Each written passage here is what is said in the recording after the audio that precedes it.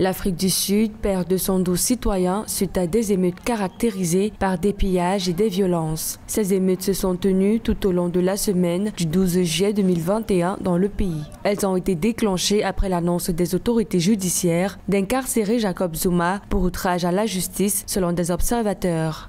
L'arrestation de Jacob Zuma a été la goutte d'eau qui a fait déborder le vase. Le mal sud-africain reste très profond. Une nation arc-en-ciel marquée par les inégalités sociales. Au-delà de l'arrestation de Jacob Zuma, qui incarne aujourd'hui une icône de la lutte anti-apartheid, car aujourd'hui, ce qui est reproché à Jacob Zuma est quasiment le contraire de ce que dispose comme valeur politique et éthique morale Cyril Ramaphosa. Car Jacob Zuma était beaucoup proche du peuple, car depuis l'âge de 15 ans, il avait sacrifié toute sa jeunesse et toute sa vie dans le cadre de la lutte contre le colonisateur africain.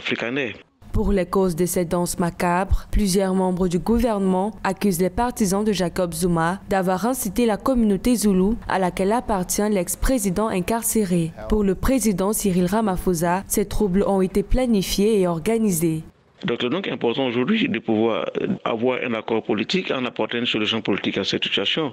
Déjà, la Cour constitutionnelle sud-africaine doit pouvoir se prononcer sur l'incarcération ou notamment l'opportunité d'accorder une liberté provisoire à Jacob Zuma. C'est donc important aujourd'hui que l'homme politique qui incarne Cyril Ramaphosa, s'il veut incarner la cohésion de la nation arc-en-ciel, de pouvoir véritablement s'interférer dans le domaine judiciaire, ce qui reste contre l'éthique politique, mais c'est une urgence d'ordre social et même économique.